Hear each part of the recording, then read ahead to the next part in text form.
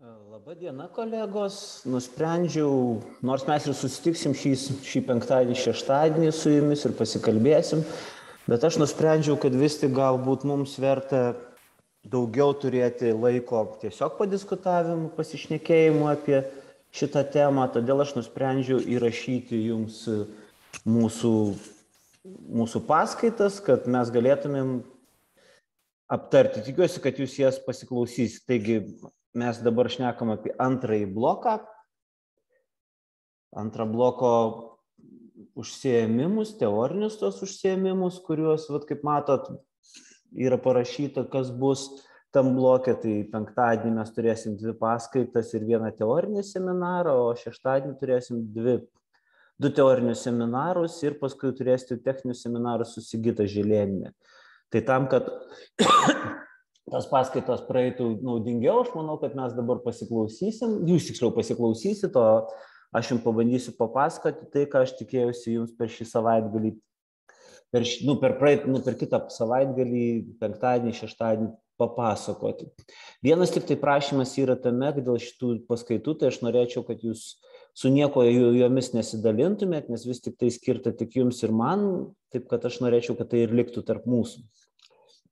Ir tada mes pasikalbėsim apie varų teorijos vieną iš dalių. Aš manau, kad varų teorija apskritai susipažinti labai yra svarbu, nes tai yra pradžia psichoanalizės teorijos kaip tokios ir tada psichoanalitinės teorijos. Ir vienas iš kertinių tokių akmenų šitos teorijos, tai yra tai vadinama psichoseksualinė vaiko raida. Tai, ką mes šnekėsim, daugiau, aišku, apima visas stadijas apims, bet tema tai yra Edipo kompleksas ir viskas, kas sukasi aplink jį tada.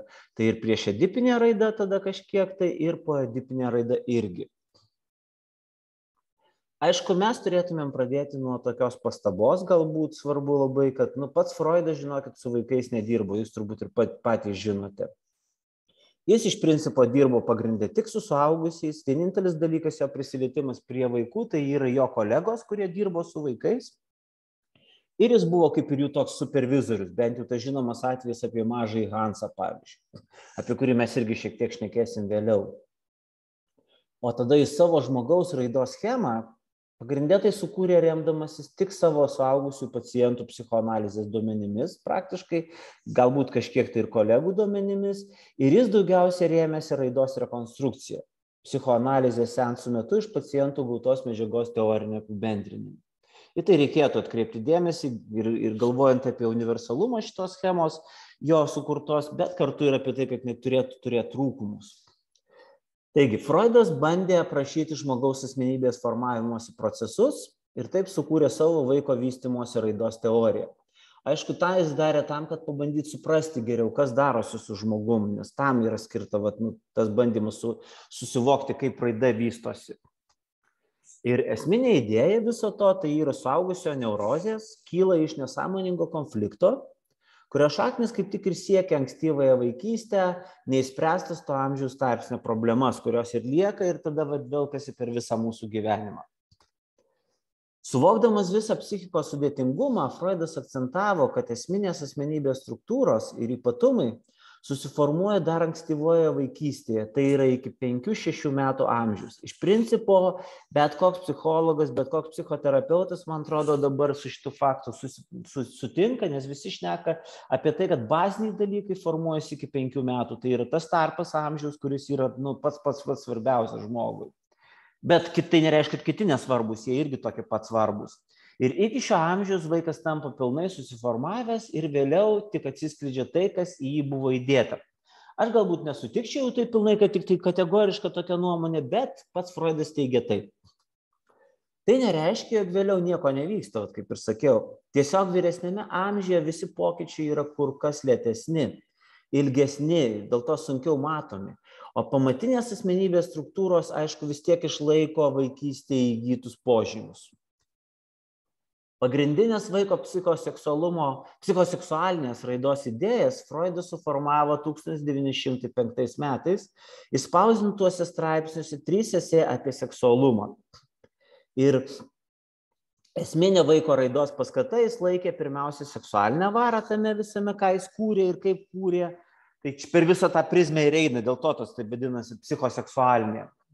Ir kadangi Freudas kūrė asmenybės raidos koncepciją dar iki dvigubos varos teorijos suformulavimo pačiam, tai iki pirmo pasaulinio karo, todėl ir kalbėjo pagrinde pradžioje tik apie libido vystymąsi. Todėl visas vaiko vystymosi procesas dažniausiai ir toliau vadinamas psichoseksualinės raidos arba varų socializacijos teorija, nors vėliau į tą visą procesą buvo įkomponuota ir ta antroji vara, tanatos, mirties vara, agresijos vara. Taigi, psichoseksualinės raidos teorija. Pagrindinis seksualinės varos poreikis, kaip sakė Freudas, būti patenkintai. Todėl ypatingą reikšmę įgyja tos kūno sritys vystantis vaikui, kaip tik jos keičiasi, kurių dirginimas suteikia tuo metu patį didžiausią pasitenkinimą. Šios kūno dalys buvo pavadintos Freudo erogeninėmis ir kaip pavyzdys čia būtų alkis sukelia įtampą burnos zonoje, vaikas pradeda tada čiulpimo judesius, pirmiau nei burna susijungia su tuo savo poreikio objektu, motinos krūtimi, ir va taip patenkinamas alkio poreikis ir tada eina malonumo pojūtis. Pats Freudas išskyrė 5 psichoseksualinio vystymosi stadijas. Kiekvieną etapą jis pavadino tų kūno vietų, iš kurių patiriamas didžiausias. Bet aš pabrėžiu, iš kurių patiriamas didžiausias. Tai nereiškia, kad kitos vietos nedalyvauja malonume. Tiesiog didžiausias pasitenkinimas. Ir tai pavadino lotyniškais vardais. Oralinė, analinė ir falinė. Tai čia iki edipinis tas toks vystymasis gavo šitas pavadinimus. O likusios 2 poedipinės, jos gavo šiek tiek kitokius pavadinimus, tai latentinė ir genetalinė, jie tiesiog nesiejami su tam tikra kūno dalimi, nes iš tikrųjų tuo metu nėra kažkokio vieno tokio organo ar vienos srities, kurioje būtų tas didžiausias malonumas koncentruotis. Taigi, iš jų tos 3 dalys, kaip tik pirmosios 3 stadijos yra taip vadinamo infantilaus seksualumo stadijos. Ir dar vienas dalykas, dažnai oralinis ir analinis tie tarpsniai dar vadinami prefaliniu arba pregenetaliniu seksualumu, dėl to, kad mes po to išnekėsim, kad falinė stadija pati savaime dar apima ir Edipo kompleksą, kuriame vystosi visai kitokie dalykai, dėl to tas pregenetalinis seksualumas arba prefalinis seksualumas vadinamas buvo. Čia toks paveikslėlis, šiek tiek tokiam atsipalaidavimų šiek tiek, pagrindinės fazės visos nurodytos ir matot libido kaip vulkanas, kuris ir išmeta visas tas fazės, bet sakau, dabar mes turėtumėm dadėti dar antrą vulkaną, tai yra tanatos, agresija ir aš turbūt manyčiau, kad tai ne tik tas, tai dar yra ir kitų dalykų, apie kuriuos šnekėjau kiti autoriai. Taigi, pirmiausia, tai aišku, mes šnekėkime apie infantilų seksualumą, kaip tokį pagrindinį dalyką šitoje temoje. Tai nuo suaugusiojo seksualumo vaiko seksualumas skiriasi 3 dalykais. Pirmas dalykas, tai jisai yra autoerotiškas. Antras dalykas, tai kad pasitenkinimas ir įtampos sumažinimas pasiekiami nesiekiant seksualinių tikslų. Čia taip, kaip mes įsivaizduojam suaugusieji. Ir C, potraukių šaltinis ir sritys dominuoja ne genetalijos. Ne tas sritis, paskui tik tai viskas sueina į šitą sritį, dėl to va taip.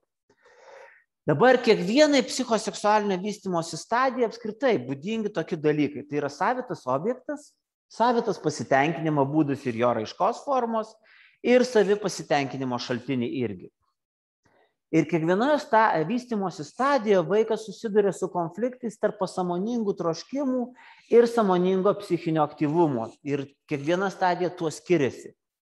Aišku, pirmas bandymas, tai Freudo buvo bandymas aprašyti vaiko raidą kaip tokią linijinę, kur eina viena stadija po kitos, tenai oralinė, analinė, falinė, latentinė ir genetalinė, ir tada taip išeinama į suaugusiojo gyvenimą. Manyta tada, kad žmogus pereina iš vienos stadijos į kitą ir kiekvienos vėlesnės asmenybės vystymosi stadijos eiga dideliu mastu priklauso nuo to, kaip praėjo ankstesnės stadijos, kaip tenai buvo išspręsti visi tie uždaviniai. Kokios fiksacijos susiformavo, kiek liko energijos, susietos su dar neįspręstais infantiliais pasąmoningais konfliktais. Ir tam tikrą prasme tai buvo tokia liūdnoka šiek tiek vaizdas tame, kad jeigu vienoje stadijoje kažkokie strigimai, vadinasi, visą tai atsilieps tiesiog kaip kamuolys ir kitoms stadijoms ir jau normalaus vystymosi nebebus. Bet vėliau pastebėta, kad vaiko raida iš principo yra tikrai daug sudėtingesnė. Ir individo vystymasis buvo pradėta šnekėti, kad tai yra kaip tortas. kur sluoksniai lipa vienas ant kito ir kiekviename žmoguje rasime visų buvusių stadijų liekanas. Ir šiandien raidos psichologai atsargiai vertina supaprastintas apskritai stadijų teorijas, turėdami galvoje, kad raida tai dinamiškas, nuolat kintantis ir dvipusis eismas, iš tikrųjų, aš manyčiau. Būtų teisingiau kalbėti apie raidos galimybių intervalus, o ne apibrėžtą kažkokį raidos lygį. Šiuolaikinių psichoanalitinių tyrėjų mėginimai performuluoti standartinių raidos stadijų koncepciją, Freudo šnekėta, įkvėpė sukurti tada jau mažiau linijinius, mažiau universalius tos modelius, tačiau šie nauji sampratos būdai nepaneigė vis tik Freudo visuotinai to ir iš Freudo pateikto ir dabar visuotinai pripažinto, priimto požiūrio, kad paciento problemos susijusios su kuria nors nesėkmingai spręsta raidos užduotimi tam tikroje stadijoje ir natūraliai siejama su tam tikra ankstyvosios vaikystės stadija dėl to problemos kažkokios. Va čia, jeigu taip realiai paimta iš psichoanalitinės psichoterapijos vadovėlio, kuris lietuviškai yra, realiai konkrečios asmenybės varų išsivystymo schema gali atrodyti taip, kaip ten teigia autoriai. Paciento elgesy ir psichikoje randamos visos psichoseksualinės raidos stadijų temos ir tai nėra jokia patologija. Patologiškas gali būti tų temų sprendimo būdas, priklausomai nuo to, kokios stadijos gynybos naudojamos labiausiai. Ir šiame pavyzdyje galima šnekėti tada apie oralumo, kad oralumo aspektas toks didelis, per didelis galbūt net, bet tai nereiškia, kad asmenybė nepasiekė neurozinio lygmens. O tik tai, kad terapijoje reikia stiprinti neurozinio lygio gynybas prieš oralinės varas, prieš oralinius poreikius.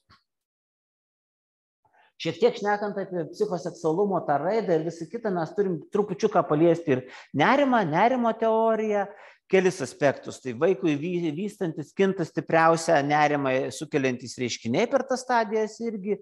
Ir Ana Freudo duktė sakė, kad nerimas tai yra kertinė sąvoka skatinanti ego raidą, o Melanie Klein, jos tokia prieš opoziciją, antagonistas, galima sakyti, nes kalėsi kaip reikalas, kovojo kaip reikalas, tai sakė, kad kaip tik nerimas stabdo ego raidą, o agresija jos manymų buvo įgimta nuo mažens. Ir čia svarbu šiek tiek apie pačią nerimo hierarchiją ir kaip jinai susijusi su psichoseksualinė raida.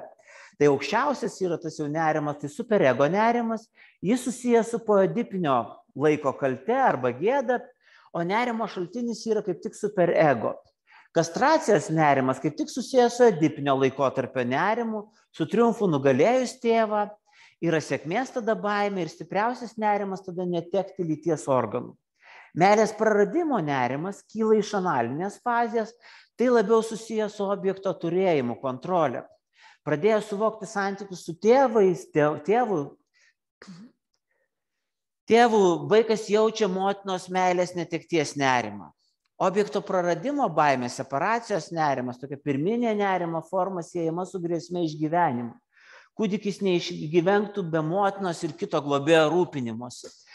Patys žemiausi nerimai tai yra persekiojimo nerimas, jau labai archaiškas, ir dezintegracijos nerimas, baimė pačiam prarasti savo paties savastį dėl susiliejimo, baimė, kad savastis fragmentuosis ir tai jau ateina iš to oralinės fazės. Dabar dar reikėtų šnekėti ir apie fiksaciją, kai kurios tokius kelis bendruosius dalykus, kad suprasti stadijas. Individui vystantis ir perinant prie naujų objektų ir pasitenkinimo būdų, energija nesrūva tik viena linkme. Ir ne visiškai dekatektizuojasi nuo ankstesnių jo poreikių. Neretai kokiame nors infantilinės psichoseksualinės raidos tarpsnyje iš principo lieka didelis kiekis libido. Tai yra įvyksta tai vadinama fiksacija. Tam tikri infantilūs norai, jų objektai arba vaikiški pasitenkinimo būdai ir toliau išlieka žmogui reikšmingi ir tolimesniam vystymuisi tada lieka mažiau energijos. Čia kaip toks tam tikri dalykai, tam tikros porcijos energijos paliekamos. Čia kaip ėjimas į priešo teritoriją kariuomenėje, kur garnizonai paliekami vis kažkokiuose miestuose, bet tada kariuomenė mažėja. Tolesnė asmenybės raida priklauso nuo to, kaip tas žmogus susitvarko su tais konfliktais. Ir jei nesąmoningi impulsai visiškai nepatenkinami, arba visiškai patenkinami. Tokioje vystymosi stadijoje tai vadinami susidaro fiksacijos taškai. Čia antra tokia pavadinimas toks labai svarbus. Ir nors fiksacija dažnai buvo siejama, ypač pradžioje, siejama su psichopatologija, bet paskui tas toksai švelnesnis požiūris pasidarė. Kiekvienas iš mūsų iš principo tai neišvengiama, turi vienokius ar kitokius labiau fiksuotus pasitenkinimo būdus, net ir neurotikai. Tam tikro lygio fiksacijų radimasis vystymosi procese iš principo yra normalus, norma, viskas gerai. Problemų galbūt gali kilti tik tada, jeigu surišamas per didelis energijos kiekis, jeigu tos fiksacijos yra labai stiprios. Jeigu suaugęs, pavyzdžiui, žmogus patiria didesnį stresą, jis linkęs grįžti. Regresija prie ankstesnės stadijos fiksacijos taškų, tai yra ėjimas spręsti vaikystėje neįspręstus konfliktus. Jausti tam laikui ir tam konfliktui būdingus impulsus ir draudimus. Ir tai, vadžiu, mes pradėsim šnekėti šiek tiek apie nefiksaciją, apie regresiją. Ir, pavyzdžiui, kaip pavyzdys, galime kalbėti apie oralinės arba analinės fiksacijas, tai yra atitinkamam vaikystės tarpsniui būdingus pasitenkinimo būdus išlaikytus jau suaugusio gyvenime. Čia šiek tiek kartojamės. Taigi, regresija.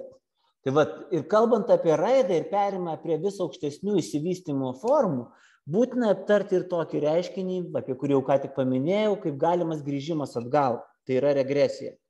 Regresija pasireiškia tuo, kad žmogaus motyvacijoje ima vyrauti ne tos stadijos, kurioje jis dabar yra, o ankstesnių, netgi, sakyčiau, infantilūs troškimai, tų stadijų infantilūs troškimai, kurie sutrikdo vyresnio amžiaus vaiko ar suaugusio pusiausvyrą, sprendimų būdus, nes jis priverstas nuo tų dalykų gintis tada, ne tik nuo to, kas yra dabar, bet ir praeities.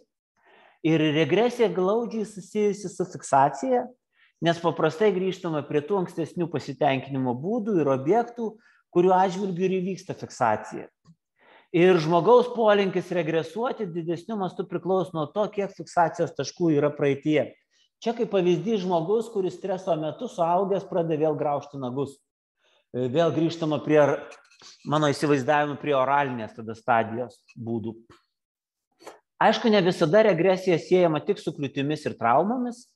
Retsykiais suaugęs žmogus gali trumpam regresuoti, norėdamas patirti kažkokį visiškai, tam tikrą atsipalaidavimą ir pasitenkinimą. Tai ego tarnaujanti regresija.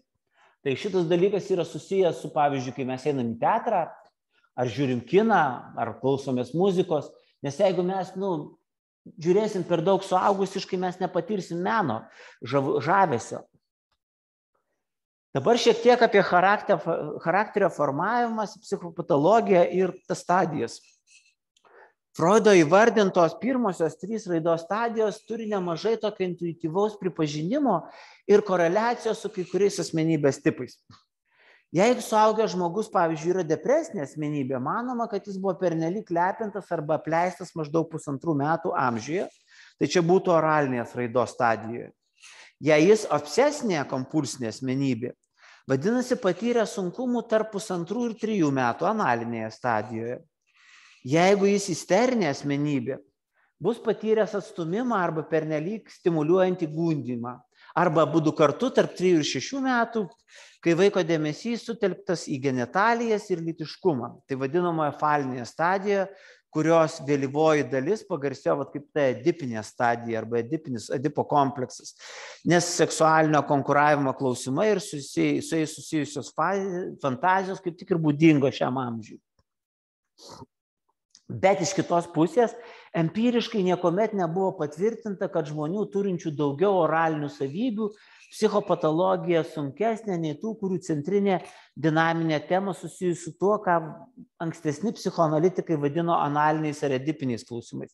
Apskritai, ką aš tik šnekėjau apie tas asmenybės sąsajas su tam tikrom stadijom, tai yra tik toks labai kaip bendrinis dalykas, kad tai nėra taip jau tiksliai koreliuojantis tiesiogiai dalykai, kad tai reikėtų su tuo labai labai atsargiai. Ir dar šiek tiek irgi jau turbūt kažkiek tai galbūt ir tą nagrinėt, bet asmenybės struktūros brandos sampratą irgi reikėtų čia įnešti. Kaip žinot, tai pasiūlė Kernbergas ir pagal asmenybės organizaciją psichopatologijas galima skirstyti į neurozinį, ribinį ir psichozinį lygius. Ir pagal tai jos siejasi ir su psichoseksualinio vystymosi stadijomis ir problemomis pereitomis ar ne. Ir asmenybei, kurios psichinė organizacija yra neurozinio lygmens aukščiausio, mes irgi save priskiriam prie tų, nepalankiomis aplinkybėmis gali įvykti dekompensacija ir pasireikšti neurozės simptomų.